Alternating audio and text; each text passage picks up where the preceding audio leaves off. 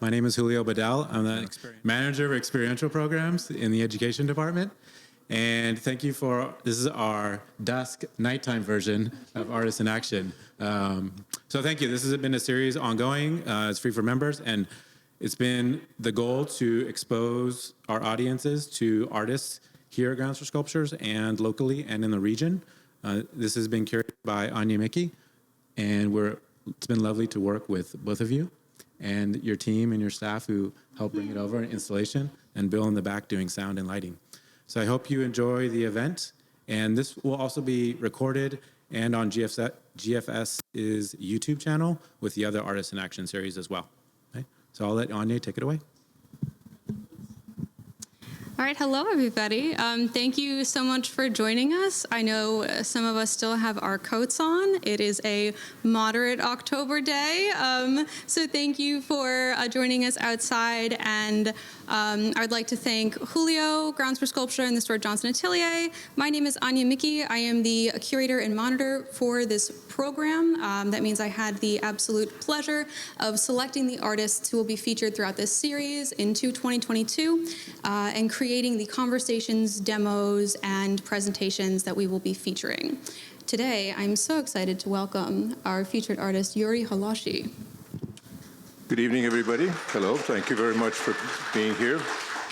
Before I start, I would like to, again, express my sincere thanks to you, Annie, for doing all this and working very hard and getting all this thing together. But I also would like to thank the Grounds for Sculpture, Julio's work, and just the whole program of us artists that are resident artists here at the Grounds. We're working, and sort of this gives us a chance to kind of communicate to everybody here. So I thank you very much for the Grounds, and to you. Thank you. So just to briefly go over our plan for today, as you guys can see, we have a collection of work that is throughout this structure or building. We will be discussing it and getting into some concepts about Gyuri's work. And then we're going to be doing a short question and answer session afterwards. So if there's anything that you would like us to elaborate on, any comments or ideas that you would like to share after, please do. So I'm going to start off by briefly reading a little bit from Gyuri's bio. Gyuri Hollosy was born in 1946. Bad-Aibling in the Bavarian region of Germany. His heritage is Hungarian. In 1955, his family moved to Cleveland, Ohio. He studied at the Cleveland Institute of Art and apprenticed with sculptor Frank Varga Sr. in Detroit, Michigan, before earning his BFA from Ohio University, where he studied with sculptor David Hosteler. Hollosy spent 6 years serving in the U.S. Coast Guard military, where he was medically retired in 1976. He then continued his fine art studies at Tulane University, where he earned his master's in fine art. Upon completion of his advanced degree, he assumed a teaching position at Tulane and has held other positions since, including Washington State University, St. Louis, Missouri, Bethany College in Lindensburg, Kansas, and in 1988, he moved to New Jersey, where he became an instructor at the Stuart Johnson Atelier Technical Institute of Sculpture in Mercer County, New Jersey. He currently lives with his family in Titusville, New Jersey. So that's a little bit of background. We are going to continue to keep building and providing more information, but we've laid a little bit of groundwork for that. So I want to just kind of dive in here, Gyuri. Let's start off with some more general information about your background in early life, which is fascinating. My early life, you mean when I became an artist, or what? Let's do early life as in childhood. We know that you were born in Germany and then moved around a little bit. Can we get into that a little bit? Yes. Well, we lived in Germany for 9 years, and then I came here with my parents. We kind of we settled in Cleveland because that's where our sponsor was. But also that's where my parents decided, okay, that the large Hungarian community, this is where they're going to put their foot and start developing their new life. I was, in the summertime, I was sort of like sent to summer camps at this seminary called the Patriotism, which is kind of like the Franciscans, but they're more into education and So anyway, we were like there in summer camp, and the reason for that was that the Hungarian order had taken us into their custody so that the parents would be able to easily assimilate, work, get their footing together, and be able to, survive in a new country and sort of, understand without having to worry about kids under their feet. I was there for about maybe 3 or 4 years, but on my third year, I had sometimes I find myself looking at different places to be in by myself, and they were building this new chapel. I kind of sat in the back pew. Nothing usually happens, but in this one particular occasion, this priest or monk, I'm not quite sure, but he had these hot coals that were sparkling. He had steel in it. They were firing up. There were cinders flying all over the place. And then at some point after they were hot enough, I guess, he started to draw the saints into these massive pillars. For me at the time, they seemed like 2 foot by 2 foot, but it could have been 18 inches by 18 inches. So, it's hard to tell. But in any case, he was doing this. And just hearing the sizzling and just that impact was sort of like something that I sort of felt like, this is what I want to do. I want to do this for the rest of my life. Now, I had no idea what it meant when I said that, or what it even in terms of as an artist. And as I pursued researching it, looking at artwork, later on, I kind of got the gist of it. So would you say that was a defining moment in your decision to pursue or be interested in the arts? Yes. So interested in actually sort of just doing what he was doing. Okay? Not so much as interested in the arts, but I want to do what he's doing because I really liked what was going on. I liked the action, the activity. That's what I was really interested in. Did you ever get a chance to ask him where that came from, that practice came from, or what he was doing? Could you repeat me? Did you ever get a chance to ask him where that practice came from? No. Okay. No.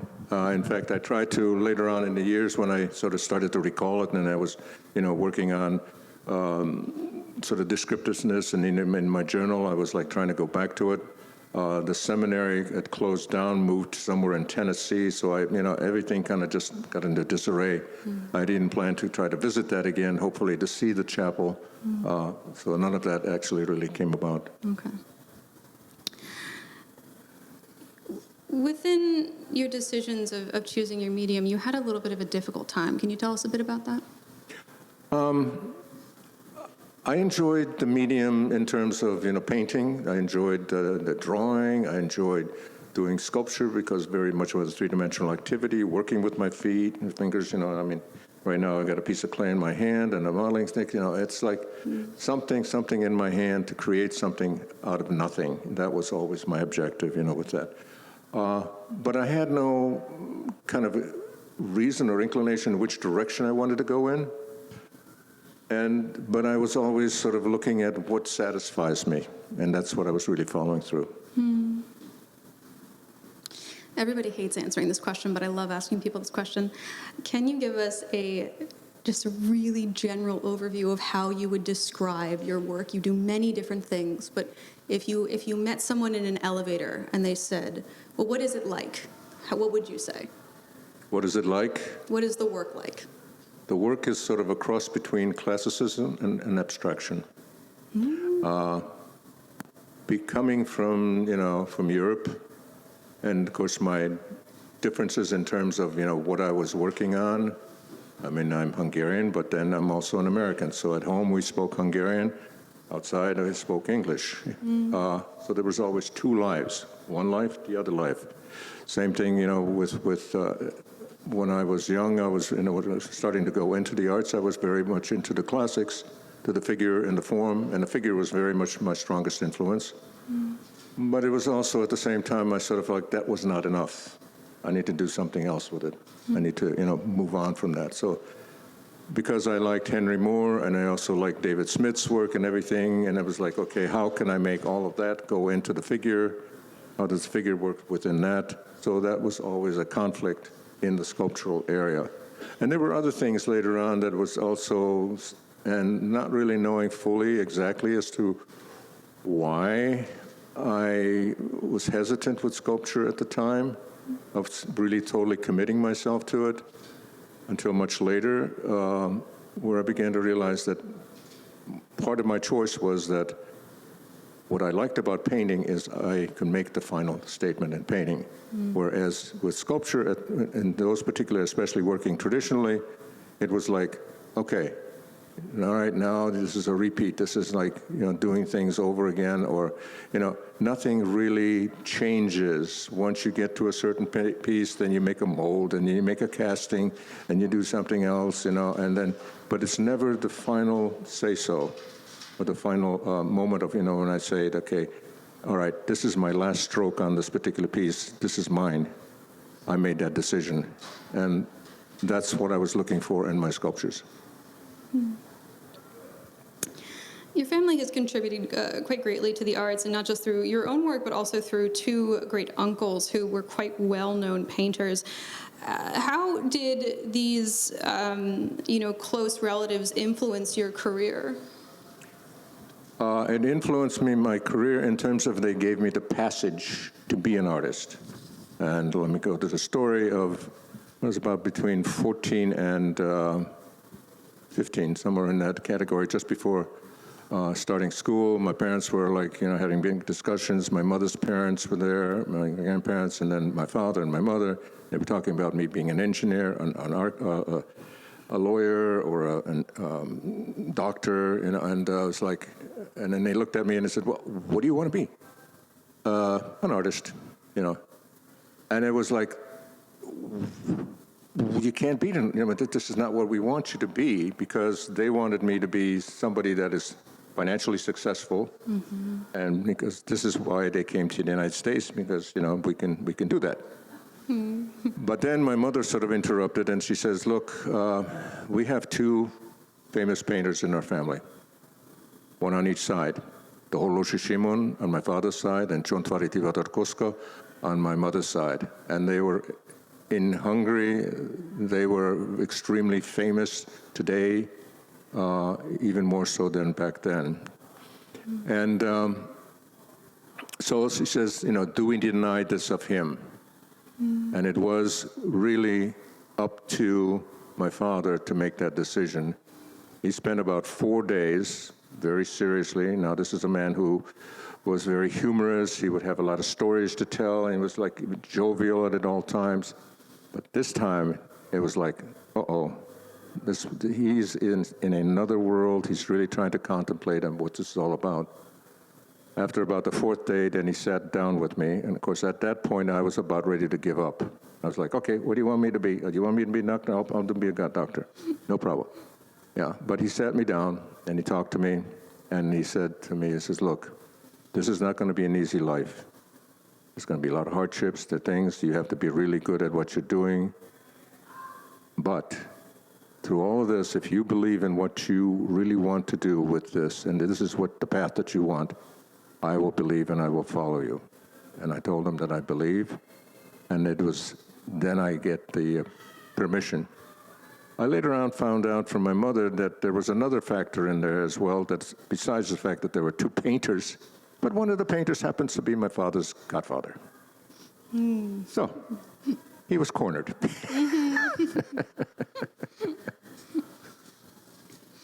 That's a really good story. It's so interesting how, especially within the culture of migration, decisions that we take for granted here in America, where we can just be whatever we want. It takes 4 days of deep, serious contemplation for others to even grapple with that concept. And I think that's a really wonderful reminder. Just how lucky some of us can be about what we get to do. Can you talk to us a little bit about your work's use of negative space, which we have some really great examples of up and through here? The actual development of this particular style that I have came by accident. I was working on a waste bust of Cardinal Joseph Mazzenti for the Hungarian community. And in the process, I was using some of Manzou's techniques in terms of form, of force, of the body showing through the cloth. And so I was using that particular technique on developing this bust. In the process, I was like rolling out clay, and I was laying things out, folding things, and as I was doing that, I kind of liked some of the things that were happening. So I said, all right, take note, which I did, and took some notes and some ideas, wrote them down, finished the bust, and then came back later on and started to work on these particular figures that were simply shell-like. And then I began to refine myself that, okay, once I started from clay, because the original pieces, the first part of pieces were done in clay, I started to go into metal. And then my personal infatuation with Eastern armor and metal armor added to that in terms of, like this particular piece over here with the variation. There's no welding on it, so I had to made these little sections, bolted, planished them in the surface, and then just put them together. Used them very much similar to what some of the techniques of the medieval armor of putting things together. And then that's how some of this abstraction, and of course I was also working with partiality in terms of what does the figure really express without having the head and the arms and everything else within those forms. So that's the development of the openness, or I'm working with positive and negative at the same time. Is there any particular reason for the idea of armor, especially because you build a lot of figures within that style? Is there anything in particular with that decision? Well, that decision, I think, was simply the infatuation. I mean, when I was going to the art school at Cleveland Institute of Art, my lunchtime was always walk through the armory, sat down by the Egyptian exhibition, and then I'd look over there to the armory and see what was happening there. I'd walk back to the classes, through the armory. So it was a constant daily thing that was happening or feeling inside of me. And I loved it. I loved armor. I liked the activity of, what was, going on with some of the structures where you can sort of feel the power and the force of the knight that was in there, in the metal, through the armor. And that's kind of like what I was sort of feeling as well with the figure, is that through these overlays, I can actually develop. And also, this just sort of started to satisfy my quality in terms of, because I would make all these parts individually, cast them individually, then reassemble them. And in the process of reassembling, things began to change to a point of, where, okay, they were fine when they were done in wax, but now I don't need that part anymore because I can do different things with it. I can keep it a little bit open. And there was at one point, I had a whole number of pieces and parts, and I put this piece together, and I only had to cast 2 extra pieces to finish the thing, but it was made of other parts of the sculpture, and it's called the Pirasol. Okay. So within this style of work, within this kind of like assemblage of different pieces to make something that is whole, that can be taken apart and then reassembled in somewhat of a different manner, the process of making that is making something in like 40 different shapes. So how do you know that something is completed when you can't see it finished in front of you? Do you build them up together? Do you add on? Do you take them apart?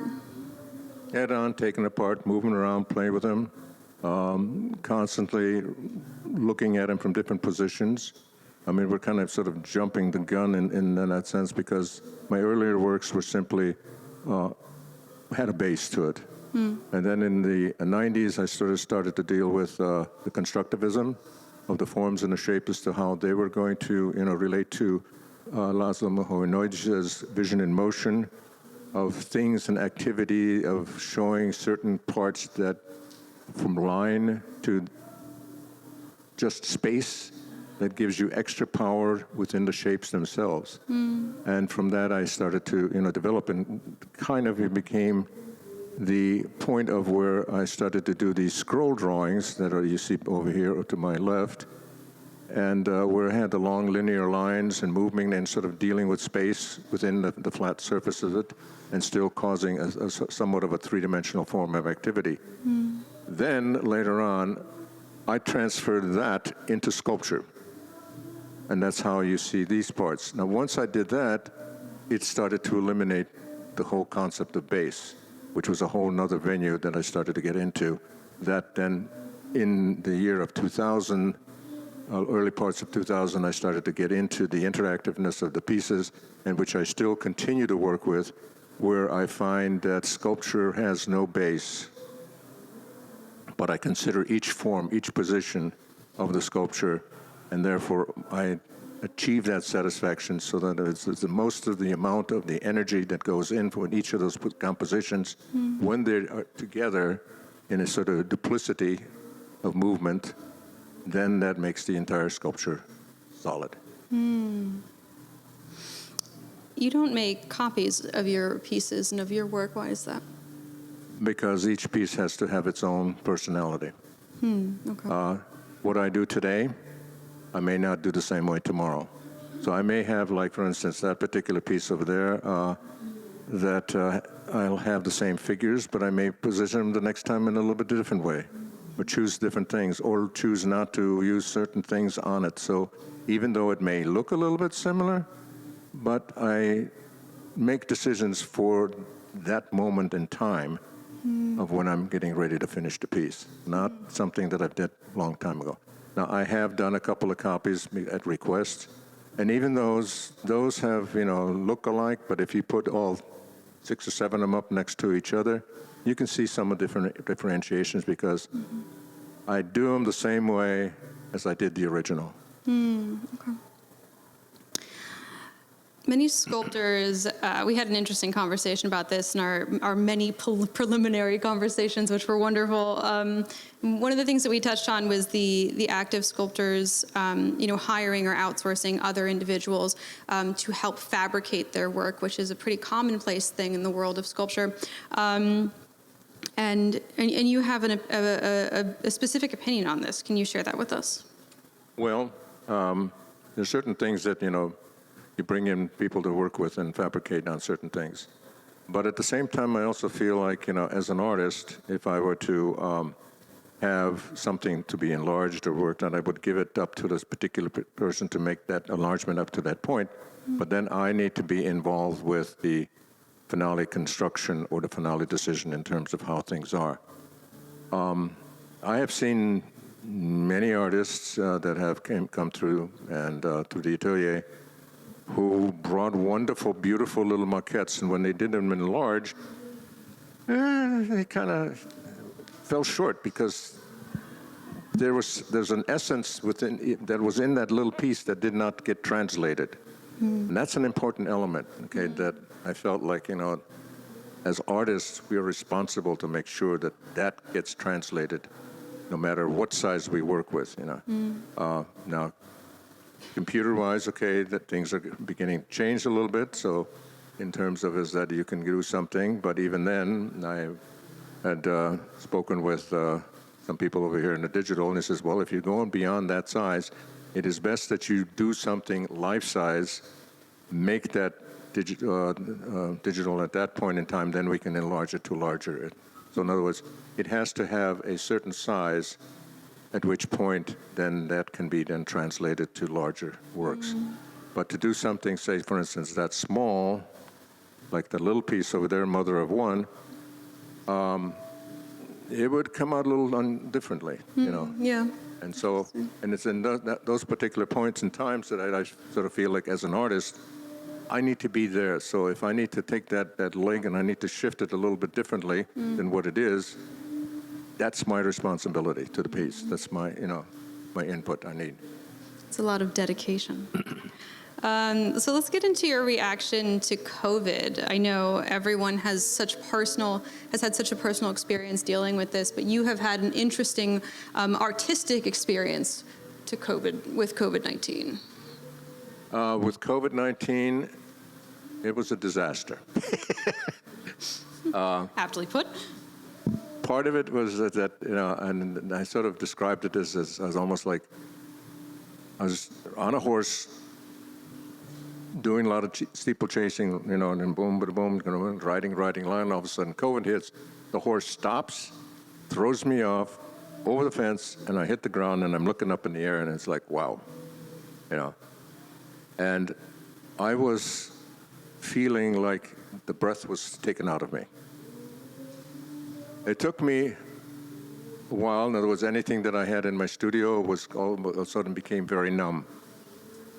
And I couldn't quite figure out where and what was going on. Then, unfortunately, we lost two of our prime citizens here in this country, John Lewis and Ruth Bader Ginsburg.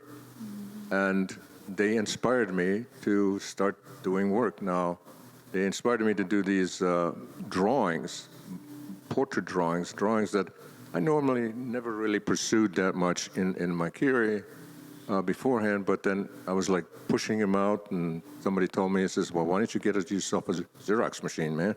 You're just pumping one after the other. But it was there. It was in an energy of vitality. And then from things that point on, then started to develop other things after that. Wow. And so you focus mainly on those two figures, correct, throughout that period of time? Yes, correct. Gyuri's studio has just the most expansive study of both figures. I mean, there are different angles and lighting and shading. It is really something to behold and to see. Can you talk to me just briefly about why you think that was your reaction? You know, you mentioned like you're moving so quickly, and then all of a sudden you are rocketed from that velocity and from that speed, and your adaptation to that aggressive stark halt was charcoal. Can you elaborate a little bit on why maybe that was the decision or the lane that you took? I've always had sort of the inclination or the feeling like somehow, in some way or form, I like to connect myself with people that have been outstanding in their life. I did that when the earlier piece that I had talked about was Cardinal Joseph Vincenti, who was in Soviet prisons for 15 years before he was released in the '56 Hungarian Revolution. He was an exemplary individual. Then I did one of the Dalai Lama, whom, you know, I read many things about, you know, the things that he has wrote and everything else, and I felt very exemplary of him, and I made a piece called The Simple Monk. I did another bust of Yitzhak Rabin, who I admired his energy and his poise in terms of how he had ran Israel and his whole vision and dream about what he was going to try to do with the Palestinians. And then that tragedy that had occurred, you know, that sort of disrupted everything else.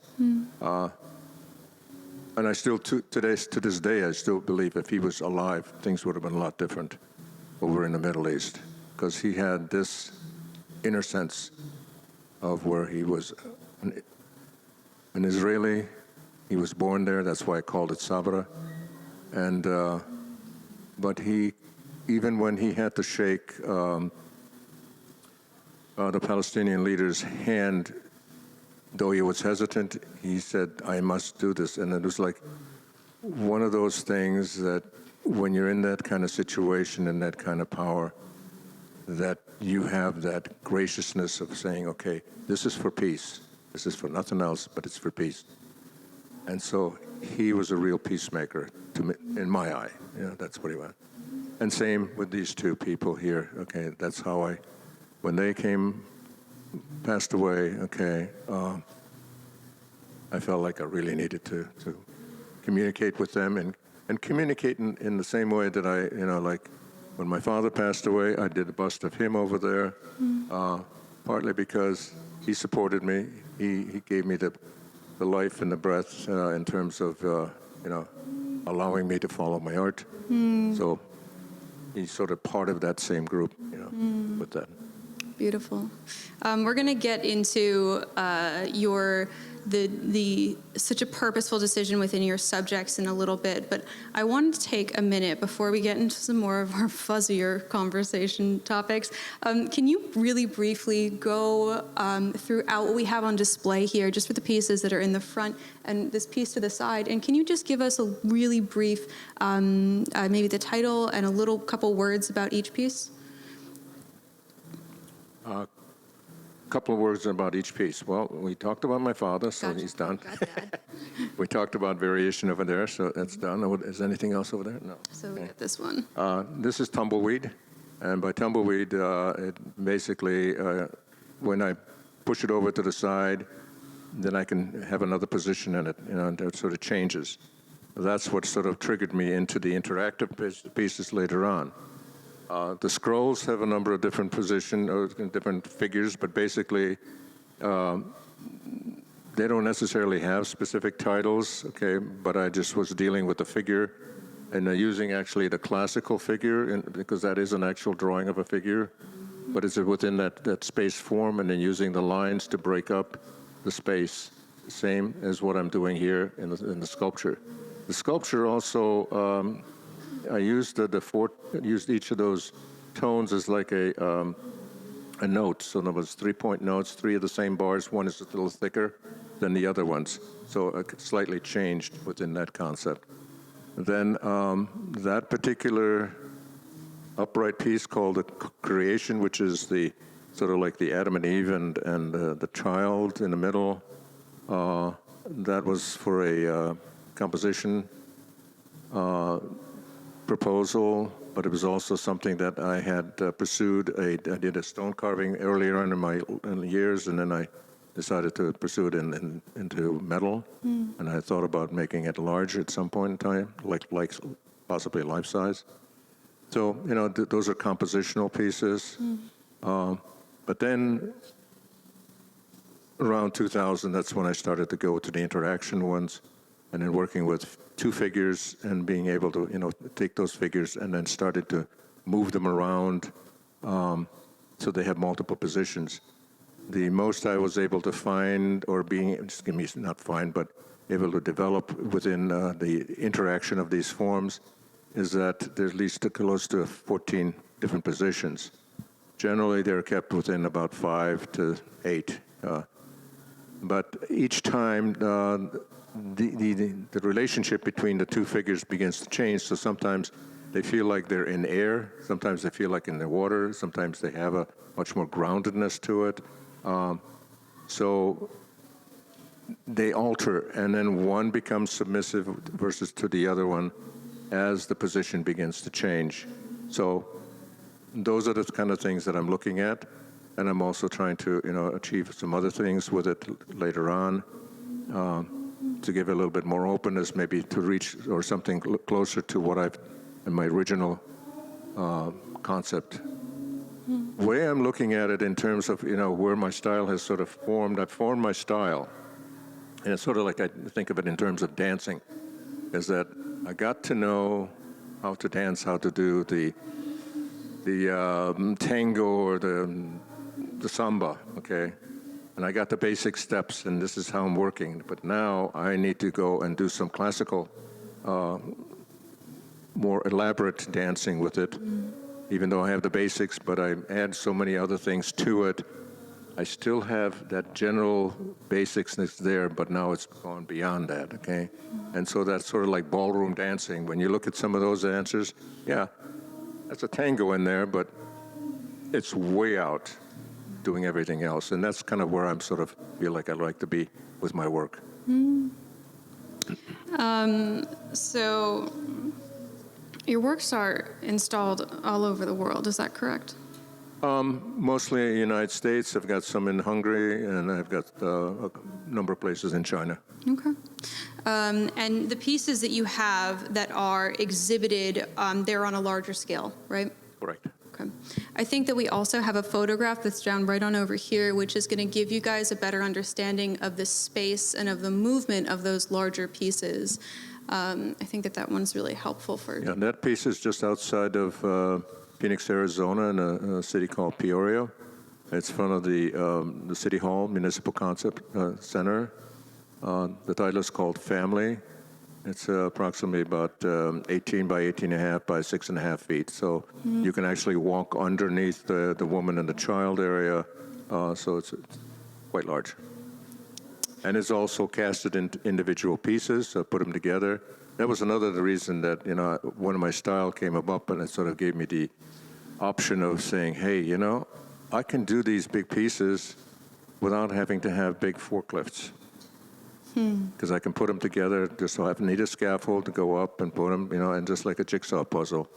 I remember when we put together the Boston piece, we just laid everything out on the carpet, and then it was like all the pieces were there, and okay, now I think we're going to need that piece over there, we're going to need that piece over there, and then sometimes my brother-in-law also helped me, and so did my wife, and no, it's the other one over there.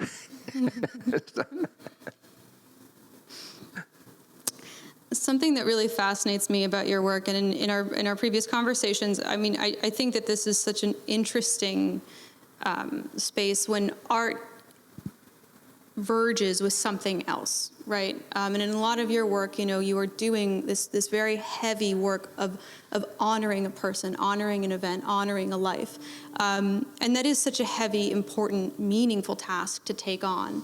And especially being in your studio and seeing all of these studies and trying to get the lighting right and trying to get the eyes right and the smile right, and how is it that this emotion will be conveyed. I think it's so fascinating to see there's the finished product, and then there's all of the things, the practice and the dedication and the trying that lead up to the finished product that is equally as beautiful as that end result. How is it that you go about beginning to familiarize yourself with these people and events? How does one really properly honor something, and how do you learn about that? Where do you start? Well, one is, okay, if you don't know the person personally, okay, you go research the individual, okay, and you begin to read some of the books about him or her, and really understand. Now, the two public figures, okay, we've seen them in action many times before. But still, it was like researching, and knowing a little bit more. Sometimes it's like John Meacham just came up with a recent book, This Truth Keeps Marching On. It's about John Lewis, and that in itself, was a very explicit description of John Lewis and his life as a young man who, was preaching to the chickens and, and working from there on and going up and up and up. So, you get a certain sense of his personal inner life, his humbleness, and those are the things that I try to absorb, and I almost sort of feel like they need to be a part of me to be able to do the drawings that I'm doing. Even in this one here that I did of Ruth Bader Ginsburg, it was like, this was a feeling that I want Ruth to sort of because she was always talking about we need 9 female justices, but she was sort of very proud of women that had, accomplished something great, within life. And so I said I needed to do something somehow where through her eyes, through her emotions, through her gestures, that she sort of reflects that, how is that going to come about, that visual. So I'm drawing it and I'm going, well, it's not about me. It's certainly, I'm not sort of qualified within that concept of, that. And so I said, I need somebody to substitute between me, somebody that would be, that she would be very proud of, and also feel sort of anticipating in what this individual may be in the future. So I imagined Kamala Harris standing between me and Ruth's drawing, and Ruth is communicating to Kamala, and I'm drawing that action and that sense onto the paper. And so that's how that began to achieve. In the case of John, in this particular drawing here, this was right after the insurrection, and I was sort of like, well, he wasn't here for this. But if he was, how would he feel with what I know about John? And that's what I came up with, that drawing over there. So, a lot of research. I mean, Itzhak was researched. The Dalai Lama was a lot of research, especially reading his books and his activities that he was involved in.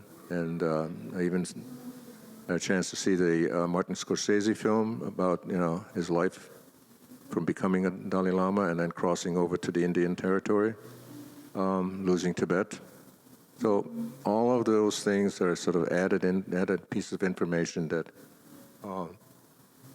give me that substance to be able to create those individuals that I'm inspired to do. Can you elaborate a little bit more on what it is about leaders, people who inspire others, people who do great and large things, that makes you want to work so hard to get to know them, work so hard to interact with them, and to put them into your work? Their personal life, their humbleness, in terms of, the kind of, shall we say, saintliness in a sense. Okay, yeah. That kind of activity, that's what I look at, and something that I hope to, try to achieve, even with my own life, Yeah. So.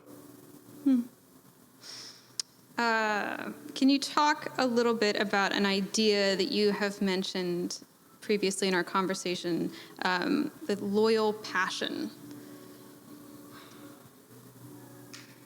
Well, the passion is more like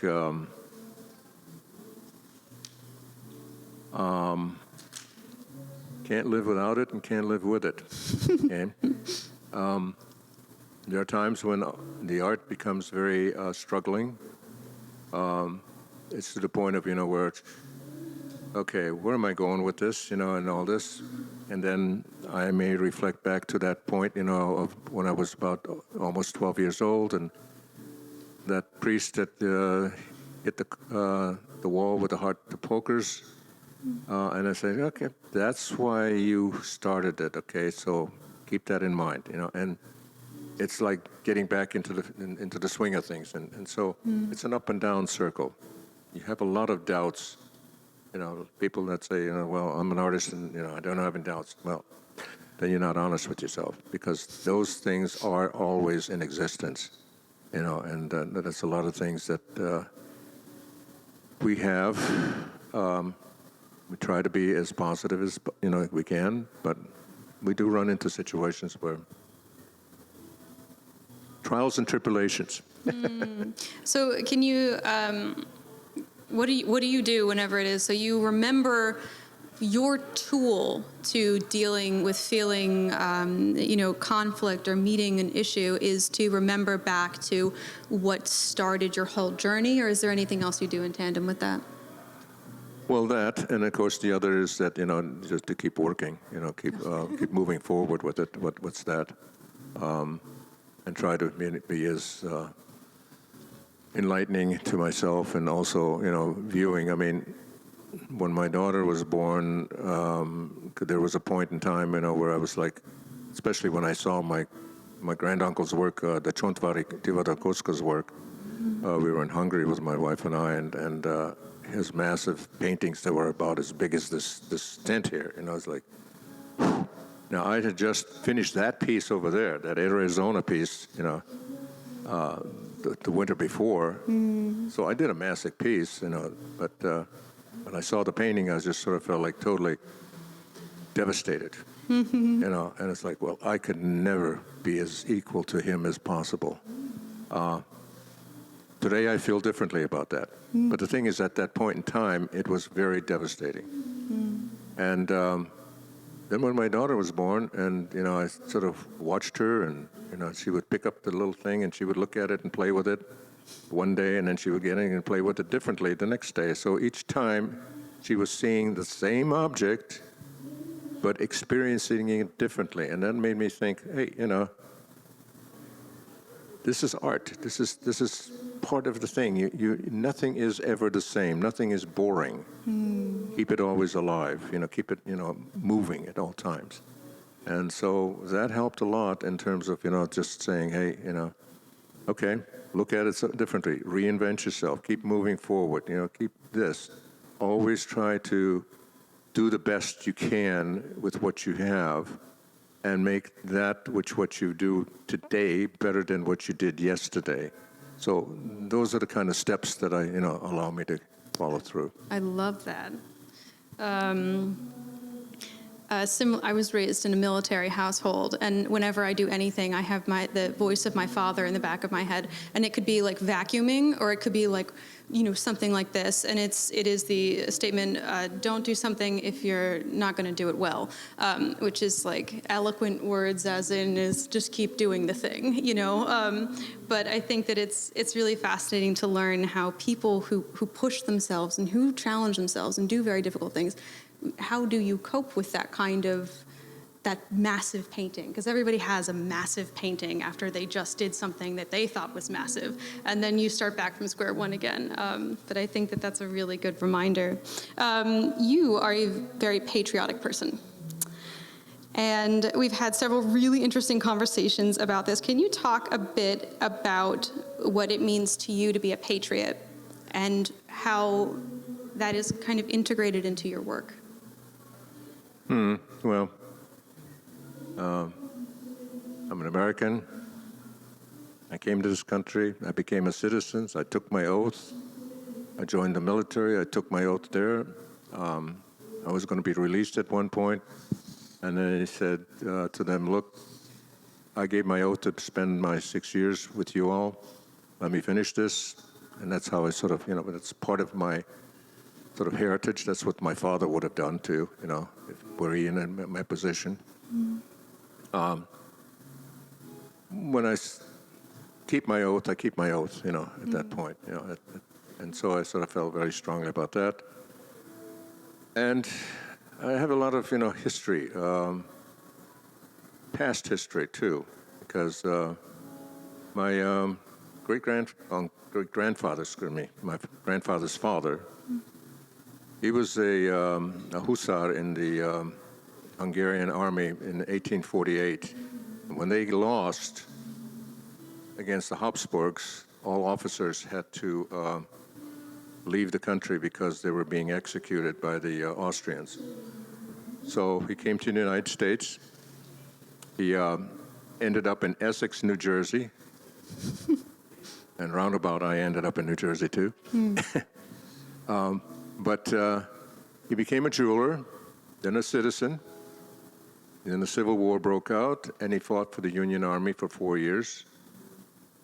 He was rather devastated with the fact that when Lincoln was killed, and this is according to my grandfather, who spoke of him a lot, said that, he loved the country, he loved what it stood for, and everything else. And the Civil War just kind of broke him of what this country was all about. Brother fighting against brother. He couldn't understand as to why people were, whites against blacks, and all of this kind of stuff that was going on, the racism. So when Habsburgs in '68 gave amnesty to all Hungarians, he went back home to Hungary, and then had my grandfather, and proceed from there. But in any case, that story is also, which means there's already a connectiveness to the United States just through him. So I feel like, I have a heritage with this country as I have a heritage with Hungary as well. So, yeah, I'm a little bit more patriotic. Your book, Voices in an Artist's Head, was published in 2017. Wait a second. That just woke everybody up. We're much more alive right now. All right, give us 1 second. All right, so you've got this fantastic book out, Voices in an Artist's Head. It was published in 2017, and it provides this really intimate look into your experience as an artist. Why a book, and what was that experience of writing about your artistic process? What was that like? Well, the artistic process, there are some processes in there, but there are also some thoughts and contemplations and different things, why am I doing certain things? What is my responsibility to doing things? At one point, I talk about assimilations, what we just kind of talked about, that's in the book. Reflectiveness, creativity, it is more like vignette, prose thoughts, about certain things that I sort of feel. But the whole concept of all of this was simply that I have these thoughts, and I sort of actually tested them out on Facebook. Like I'd send a few things out there, and then you see what a few things were. And I had a couple of responses back then. It's, yeah, I was thinking the same thing, but I sort of felt like, maybe it was a little too crazy. So I almost sort of gave a validation to some people's, thoughts that were identical to something that I had. So I said, okay, let's do that. Plus, there are certain things that I have done. Like one of the things that I'm also in between in terms of the inspirations is that I'm also kind of hit by muses. And that means somebody inspires me to do something that I would have not normally have ever thought about doing. And and what goes on between an artist and a muse and the relationship between that. And so that's also in the book, and talks about those particular things, which not every artist, sort of falls into that particular kind of category where an individual will actually sort of, wallop me on the back of the head and say, hey, pay attention, I'm going to influence you, and I'm going to send you out to the universe somewhere and mess with something, that you haven't thought about. So, and I just sort of felt like I needed it, and I needed it for myself as much as I needed it for have it out there for other people. But pretty much for myself, because even at this particular point in time, every once in a while I'll pick up the book and I'll leaf through some pages, and I stop and I read a couple of sections in there, which I sort of reflect on, and then gives me the energy. Yes, I did think about that at one point. So proceed. Or there was a couple of times that like, okay, I didn't finish with what I had to say because I've got more to say to it. So it comes out in the next book. So. Oh, I love that. It's an evolution. We're going to have 2 books to plug next time. I am going to read 1 or 2 excerpts from said book, which is actually spectacular. It has beautiful photos in it that are wonderful, and some of the passages are perfect. But I found 1 or 2 ideas in here in the epilogue that I would love, I guess, just to get like a reaction or 2, or maybe a word or 2 from you. So, epilogue. Time left to work. As an artist at my age, I am less worried about social acceptance than I am worried about getting my artistic ideas exactly right. Yes, as I have come to know, pursuing perfection could become a major obstacle in finding my happiness in my creations, especially when feeling the pressure of being too short on time. At such times, I feel a conscious change of attitude is required because possibilities for delicious aesthetic pleasures are everywhere. I cannot help but want to discover where my choices might lead me in reinventing myself to further my endeavors and future visions. So that's just a little bit of the epilogue. Some of that was me skimming briefly, but so you wrote this yourself, correct? Can you give us like 1 or 2 thoughts on some of those musings? I think there's a whole bunch of really interesting ideas in there. Something that we always sort of, feel, can I say everything that I need to say with what I am saying? What can I say on that particular piece? And should I stop here and continue with something else? There are communicative, desires that you want to really express within your work. Some certain emotional type things. I mean, in my paintings, which I'm dealing with specifically sunflowers, which is a completely different venue from anything that I do in sculpture. But the sunflowers, or variants of the sunflowers, are more like characters to me. And so I will arrange them as almost like in a story way, put things together. And I also sort of like to paint in impasto, which is much more of a heavier paint. leaving a lot of textural surfaces and various other things. And I like to paint with music. So I did a bunch of these paintings, and then I had seen this, my friend Cliff and I were invited to this blind and visually impaired conference, and we took our art and we exhibited them, and had the people touch them and everything else. And then I asked this blind person, could you, you felt my sculptures, but could you touch my painting? And he says, no, I can't touch painting. That's flat. I said, no. The painting has textures, a lot of different things. Feel the texture. Tell me what you feel, with the texture. He hesitated, but then he finally, stepped in and said, okay, I'll do that. And as he was touching the surfaces and everything, he was expressing the emotions that I was feeling through when I was listening to a particular music, at that point. And I was like, wow, because that was part of my task, is that I would lay out these things, lay it out, and then I would find that music and I would play only that particular piece for that particular painting that I'm working with. And so that started me to thinking about, is like, okay, I'd like to pursue this a little further with a little bit more deliberance. So I started to pick on operas.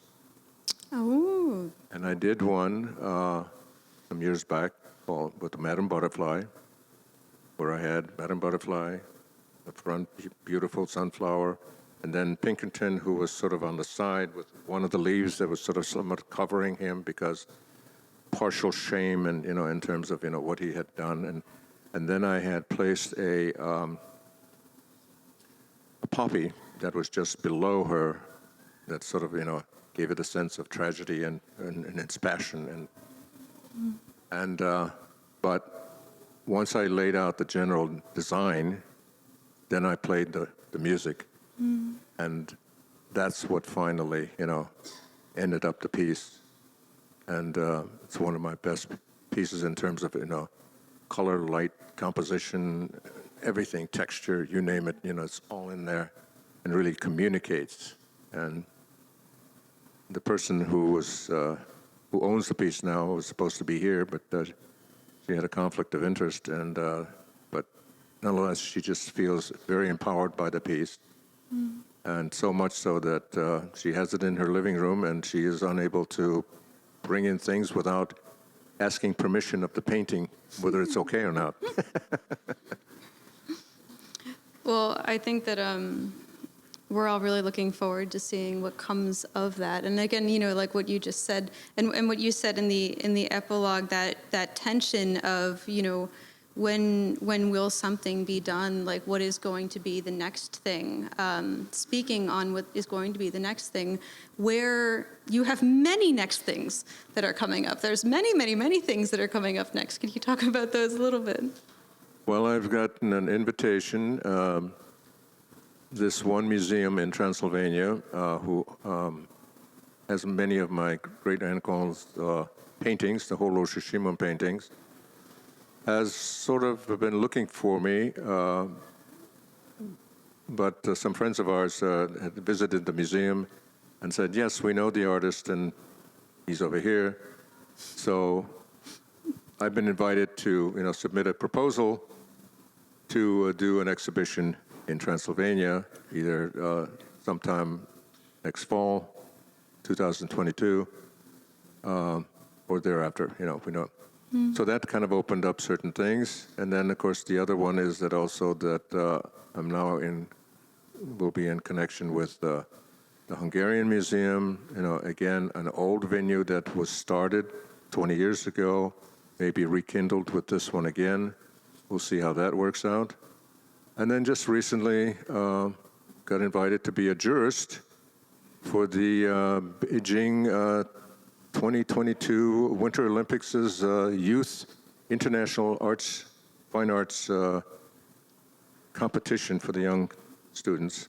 And so I became an international jurist, So, yeah. It's a lot of big stuff. There's a lot going on.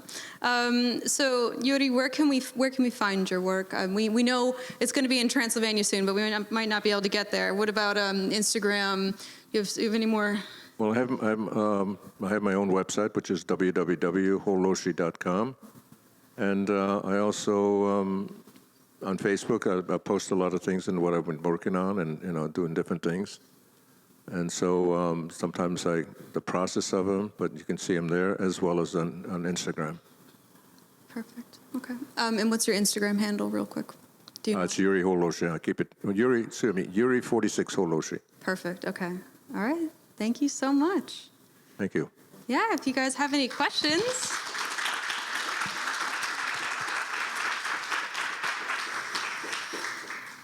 Yeah. Let's see. Right there. I'm dying to know what you were listening to. Number one with the sunflowers, and number two with the topics. What was the music you were listening to? Do you remember? The sunflowers, if it's a particular opera, okay, it will be the opera. Okay. I mean, currently, I'm trying to work on some sort of a composition for La Bohème. It's going to be a little bit tougher because, there's a lot of characters involved with that. But it is going to be researching it and figuring out completely what is involved with the opera, the whole concept. I'm also sort of picking up on it because my daughter was in it when she was young, and so it's sort of like personal. But nonetheless, okay, it's all about just that opera. In terms of other musics, it could be like that piece back there, which is called Adagio. I basically picked up on, a number of Adagio compositions and then just listened to Adagios and then worked it from that. And then just whatever the emotion is coming through. There was one piece, in fact, the piece that I had, that the blind person was touching upon, that was Dvorak's New World Symphony. Again, that was the only thing. And in the process of when you're listening to it, and then sometimes it's like, the motion of, coming across, making all the necessary conducting. I was more conducting than I was painting, and at that point. But the emotion of the feel of what was going on. So even if it was a lighter note, and then how I would approach it with a brush versus something a little bit, or with a spatula, was coming in a little bit heavy. Scratching surfaces, all that. Gyuri, I wonder if you could speak a little bit about your process of using tree bark and resin and sawdust as it followed not having access to a foundry the way you did at the Johnston Atelier when you were there. Yes. Back in 2005, I started to come across the West System resin, which is a marine resin, and then using sawdust, mixing it together, and then starting to make sculpture. I did that sort of partly because the foundry was costly, and I could do certain things with the resin and building these particular pieces. So I could build some small things like this, but they were very fragile. The ones with the bark then came out later because I was invited to participate with a group of artists that dealt with animal architecture, insects, birds, animals. And so they wanted me to be part of it, and I was like, I don't know if I want to be part of this thing or not, and then I hesitated. My usual thing, change, going into change, do something change. And there was a funny part of the story. We were sitting down discussing all this, and somewhere along the line, I guess I had one too many drinks. I said yes. And then when it came time for me to, come up with the work, and then my wife, said, yeah, I heard you say yes. Oh, okay. And thus I entered into that. And then I started picking up and researching different insects and various other things, and I came up with the European hornet, which immigrated in 1840. So I said, okay, this is cool, and then I researched this process and everything else, and I noticed that the insects' peculiarity in how to make shapes and designs and everything were identical to what I was doing. So it was like, whoa, okay, we're sort of alike. Not just being immigrants, but we're alike, in the working process. And so I started to use that, and then as I began to work with many of these forms, like Guardian over here, using tree barks and then adding other things, other designs, developing the designs into it, I started to create these wooden pieces, the pieces that are outside the entranceway. One is Gobi. Those were sort of partially influenced when I was in China over at the Xinjiang province area and up in the Gobi Desert and all that, and then seeing how rocks and stones and things of various forms were sort of inlaid and part of the pieces. And then I started to think about wood and distant parts. And so now I find myself driving down the road and I see something on the road and I stop, I check it out. Okay, it looks good enough, throw it in the back of the truck and keep moving. So I collect things, but only, to start making some newer and bigger pieces, coming out of that. And one of the pieces that sort of came about, it's a big piece that it's about 10 feet by 5.5 by, as the lower section comes out about not quite 2 feet, was inspired by a figure. So again, the figure is starting to slowly come back into action.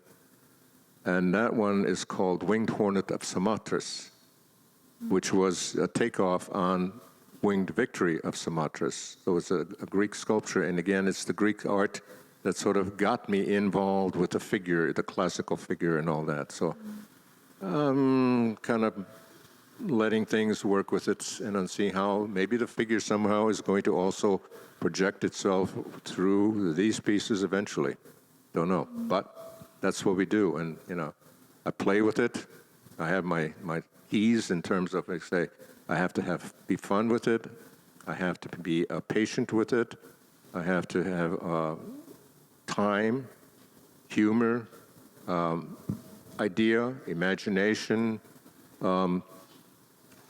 seriousness, confidence, and above all, a child's eye to be able to go ahead and create all of these things. And these are all simultaneously tools that we use at all times. Not one rejected or the other one.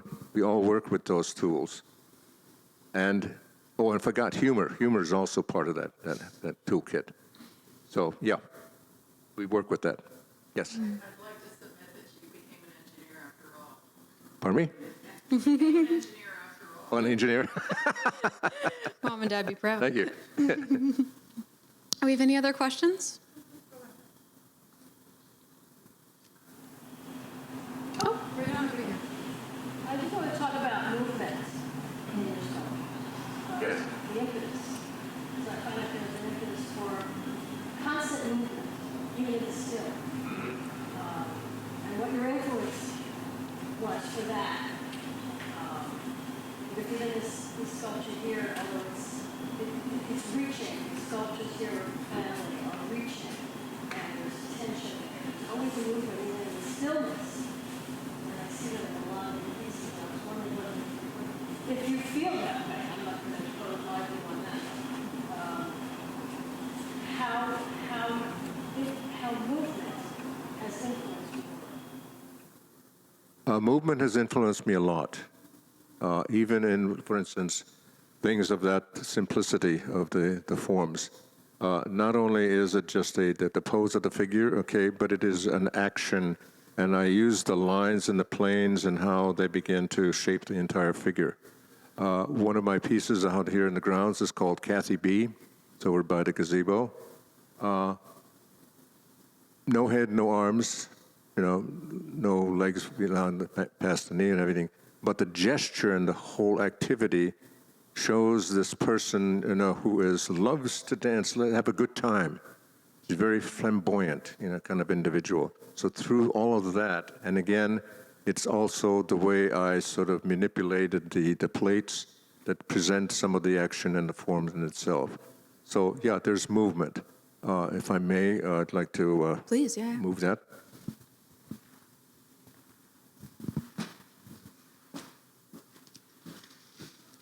in these particular pieces,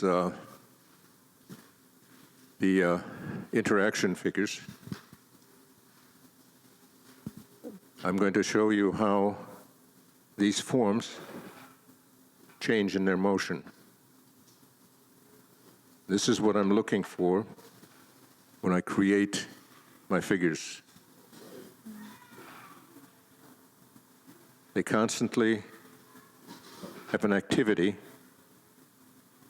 that alters their motion, they're challenged, and especially like, for instance, in this particular case, okay, this one figure is down below, this other one is sort of flying over the other. It all is part of that. And my sort of belief is the fact that, okay, when I'm creating these pieces, I'm looking for all of the energy. I see the energy here, I see the energy in the other positions, and then once they're all together, they make a unit. So in a sense, I have like 6, 7 different sculptures, but the 7 sculptures' energy is all in one. And thus sort of the duplicity of the action, the duplicity of the motion exists.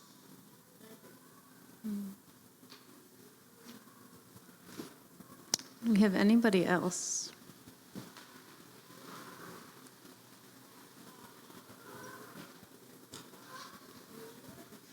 Okay.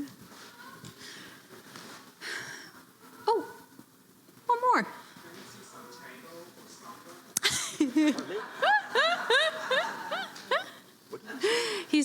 He asked if we could have a tango or samba demonstration or some form. Why, you want to be my partner?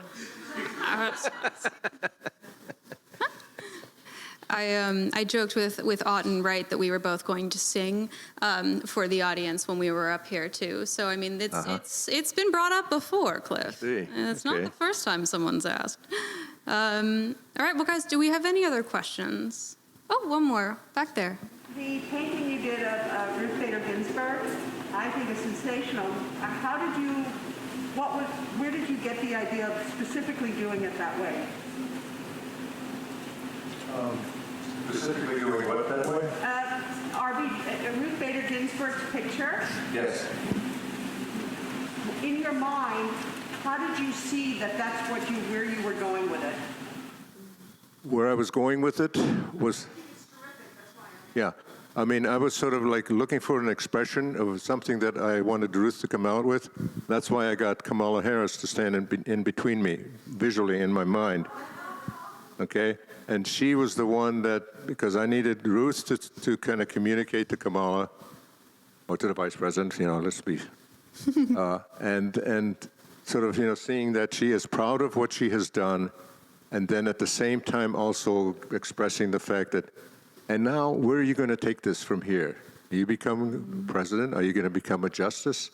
There's more to your life than where you've been. You've done excellent so far.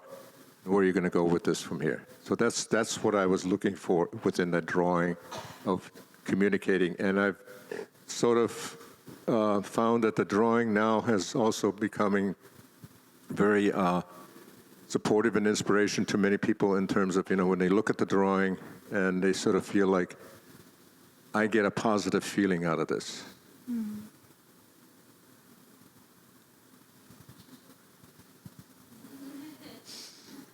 I have one remaining question for you, actually. Mm-hmm. And I'm the person who's supposed to be asking the questions, so I could have asked this question. Do you think that you will do busts of these two? Do you think you'll do... Busts, I'm not sure. Okay. John, maybe.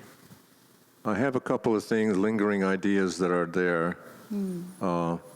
And I actually have one idea that it was, okay, it seemed like a good idea at the time, but then I thought I'll think about it, and it sort of went away, but then came back again. Mm. And it's one that, okay, if it keeps haunting you enough, then maybe it needs to be pursued a little bit further. Yes. Ruth, on the other hand, I'm not quite sure where I want to go with, because I'm vacillating between sculpture or doing a scroll. Mm. But I'm still feel like I still need to sort of have her more part of me than where she is right now. I see. Okay. All right, well, ladies and gentlemen, with that, thank you so much for joining us today. Thank you.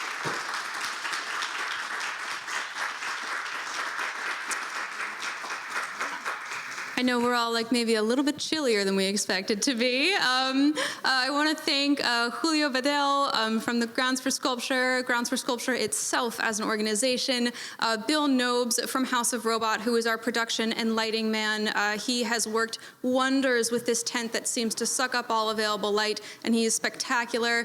Gyuri, I'd love to thank you as well. And we have two more sessions that will be throughout the year. November will be Kawise Karteng, who is a fiber artist. He will be on November 20th, and tickets are available for that as well. We also have Clifford Ward, who will be presenting with me for December. So And would Clifford Ward please stand up? yeah.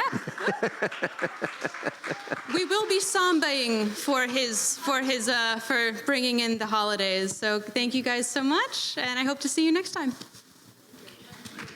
Thank you. Thank you.